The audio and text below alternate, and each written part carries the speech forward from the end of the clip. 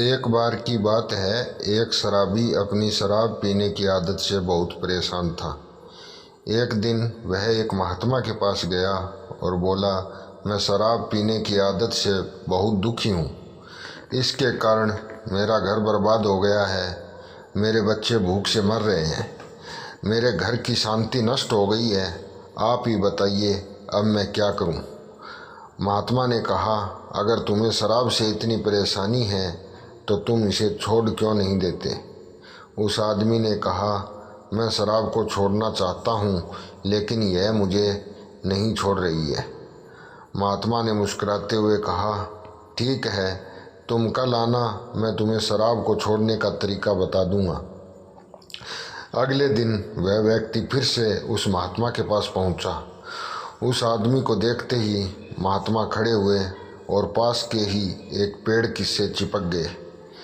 वह आदमी चुपचाप खड़े होकर उस महात्मा को देखता रहा। जब काफ़ी समय बीत गया तो उस आदमी ने महात्मा से कहा, आपने इस पेड़ को क्यों पकड़ रखा है। महात्मा ने कहा, मैंने इस पेड़ को नहीं पकड़ रखा है, बल्कि इस पेड़ ने मुझे ही पकड़ रखा है।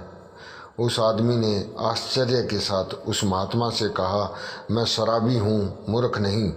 इस पेड़ ने आपको नहीं पकड़ रखा है, बल्कि आपने ही पेड़ को पकड़ रखा है। आप जब चाहें इसे छोड़ सकते हैं।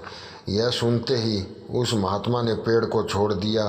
उस महात्मा ने कहा, जिस तरह मुझे पेड़ ने नहीं पकड़ा हुआ था, ठीक उसी तरह शराब ने तुम्हें नहीं पकड़ रखा है, बल्कि तुमने ही शराब को पकड़ रखा है। तुम जब चाहो इसे छोड़ सकते हो। अगर आप अपनी बुरी आदतों को छोड़ना चाहते हो तो आप इन्हें आसानी से छोड़ सकते हैं।